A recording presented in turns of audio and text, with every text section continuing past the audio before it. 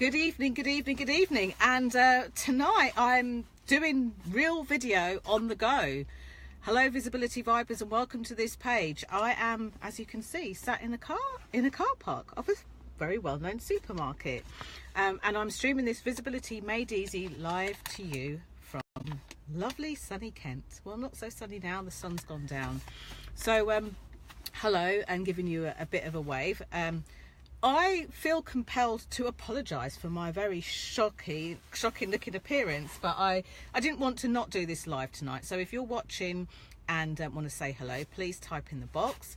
I've got a very action-packed evening, so after this live I will be collecting together with my lovely inner circle Visibility Vibers, who are a small and private group of people who have worked with me in some way or attended one of my workshops.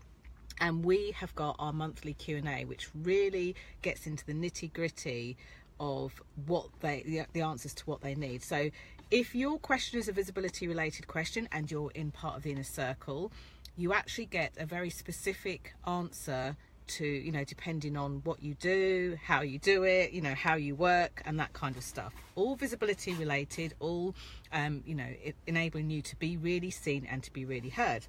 So if you're watching this and you are wondering, like, what on earth is Visibility Made Easy? Who on earth is Jenny Kovacs? My name is Jenny Kovacs and I'm actually nicknamed the Queen of Being Seen, which has absolutely nothing to do with me, but everything to do with you getting your message out there, or being or having clients find you more easily.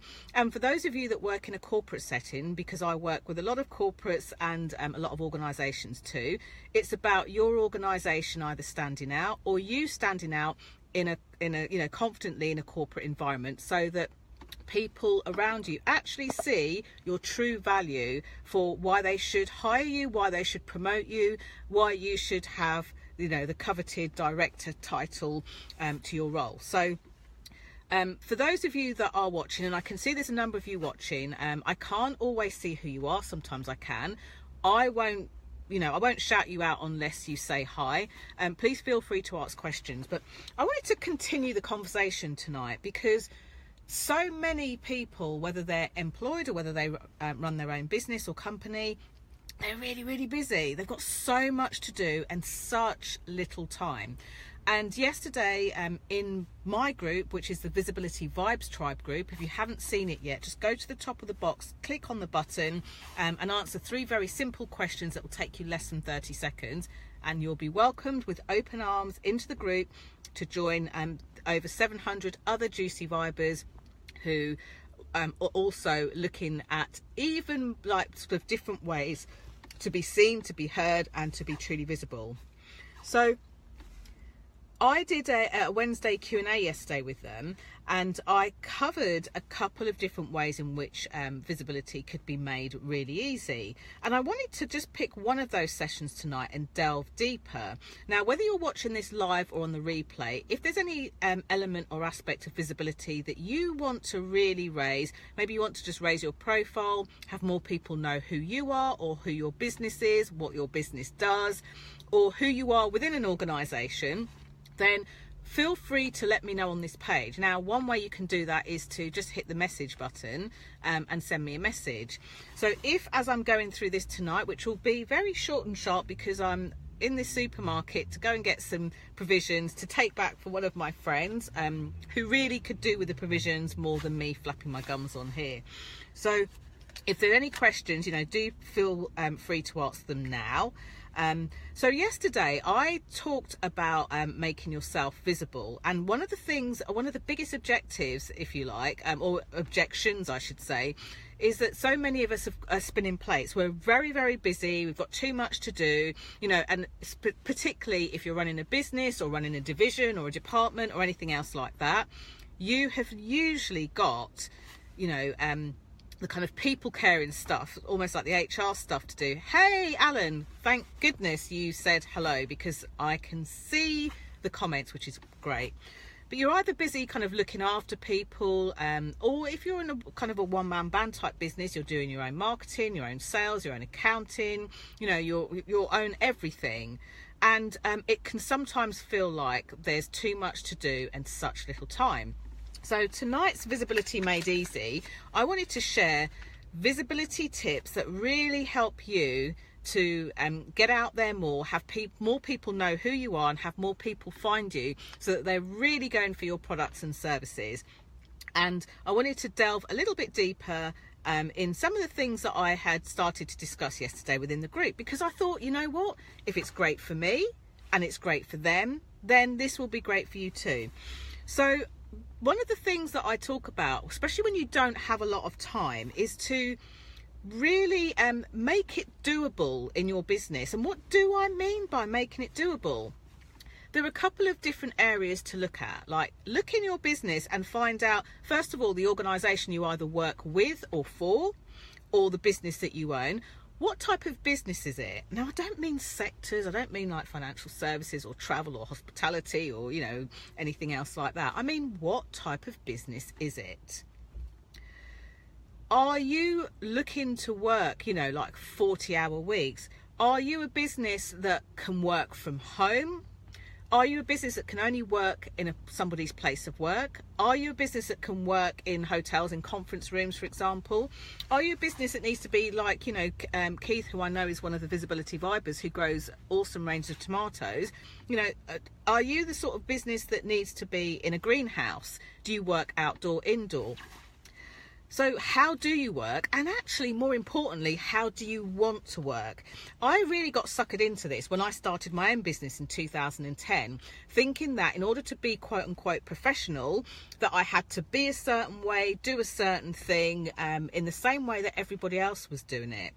But that actually leads to heartache. I remember very, very early on having, you know, a very big contract with a very, very well-known company, and you know, rolling out lots of training programs for this particular company, and you know, subsequently other, you know, very well-known organizations throughout the UK. But when I sat there, you know, writing the training, you know, having to chase people up who weren't getting back to me, and literally feeling like I wanted to be in floods of tears doing it, I realized that something had to give, something had to change, because I needed to be able to deliver the work, which I did, but also happy doing it. You know, and some of the telltale signs are like, are you spending like in excess of 12 hours a day at your desk, you know, working and working and working? Are you slowly burning yourself out? And in all that effort, are you not making the money back?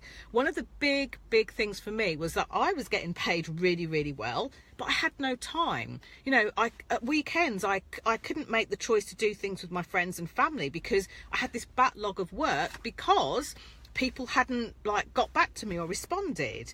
I had a backlog of work because, you know, the people within some of the divisions and stuff didn't really understand, you know, the system I was training out. So they couldn't really give me kind of a clear steer as to what they wanted. And there were many nights where it would go easily past midnight to the early hours of the morning, where I'd be tearing my hair out and I'd actually be quite stressed. And in that being stressed, I realised like this was not the reason I started my business. So really take a look at your business. And this is important. And this is almost like the important key role. What kind of people do you want to help? So many entrepreneurs say, I want to help everyone. Well, if you're short on time and you try and help everyone, it's going to be a real massive struggle.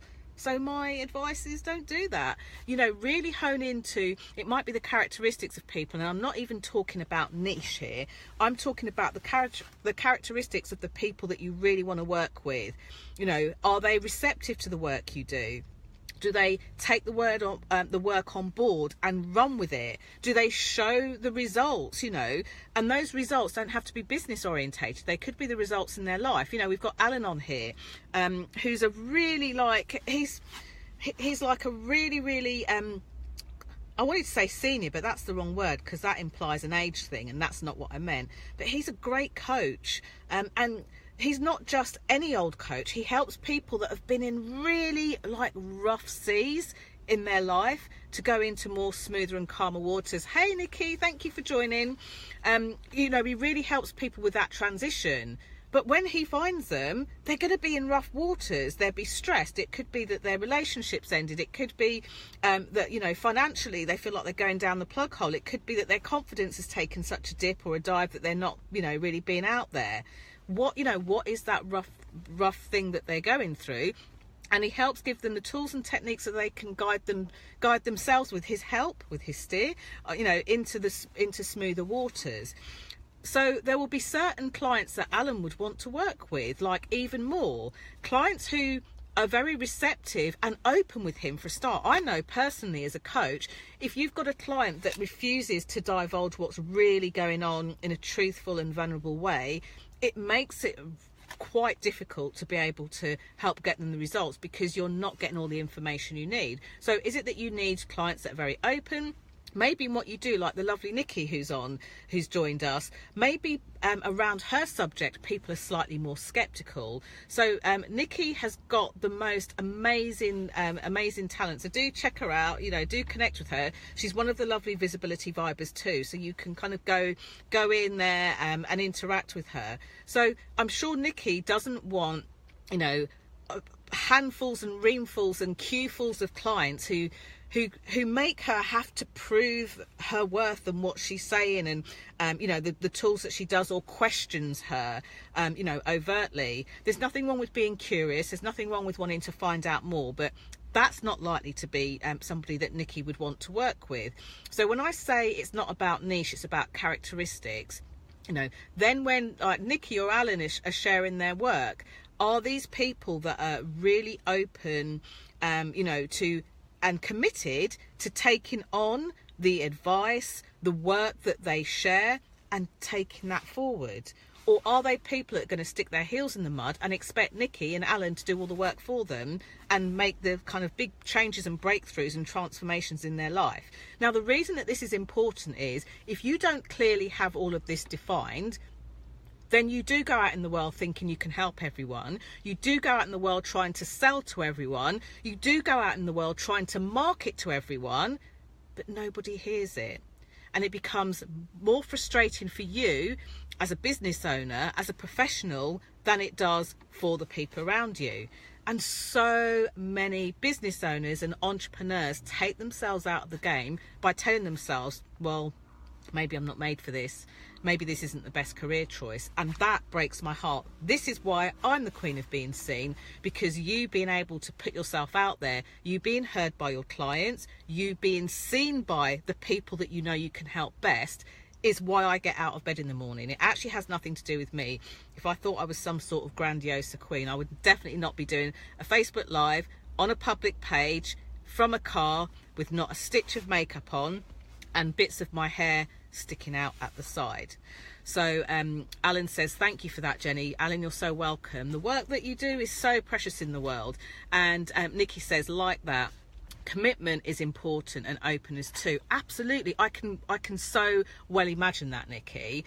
Investment is needed on both sides. Well said. So I absolutely agree. So this is why I'm not the biggest fan of niching, because I think niching can take people down a rabbit hole. And in fact, I would say a good 90% of my clients who come and work with me close up and personal, or even sort of like in some of the workshops and things that I run, they get stuck into a bit of a rut because they're so busy trying to work out their niche. It's what all the big marketers tell you, and there's some truth in that too. I'm not dismissing or dissing those marketers, but they get so embroiled in trying to work out a specific niche, an age bracket of people that look a certain way or buy a certain thing or live in a certain area or have a certain lifestyle that doesn't always serve them.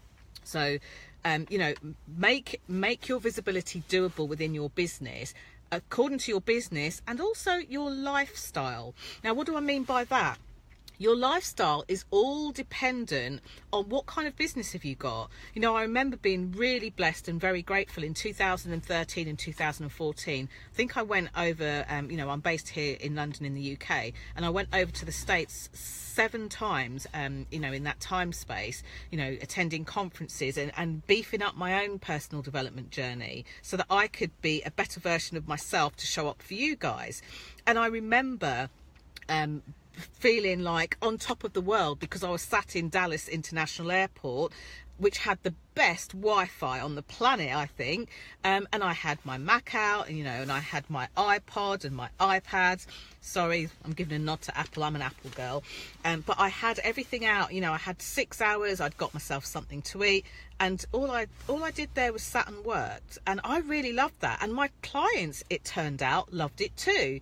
You know, anytime I had calls and things with them, or they knew that I was somewhere, they'd be like, oh, take lots of pictures, let me see. And I remember one time being, you know, at a conference, and I was in Beverly Hills in America, and having a call with a corporate client, very senior corporate client, who was at sort of C-suite level, so CEO type of level, and explaining that I was in this hotel in Beverly Hills.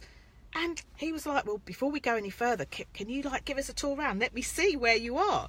I was walking around with my computer, like, there's the pool, there's the bar area, there's where Jackie Onassis apparently went to, there's where Marilyn Monroe was reputed to have been. Oh, in that room in there is where they host the Golden Globe Awards, you know, and they absolutely adored it. If it had been somebody that said, nope, I need you to be like at my desk at a certain time, that's not going to work for the lifestyle element of the business.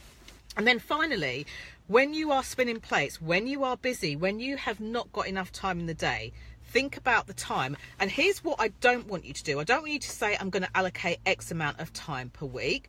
I want you to do what could be called a time and motion study on yourself. I want you to look within yourself and reflect like your average week.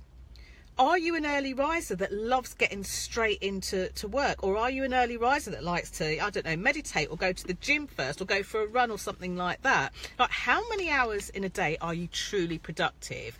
And just do a little time and motion on yourself. Make a note of it and let yourself off the hook.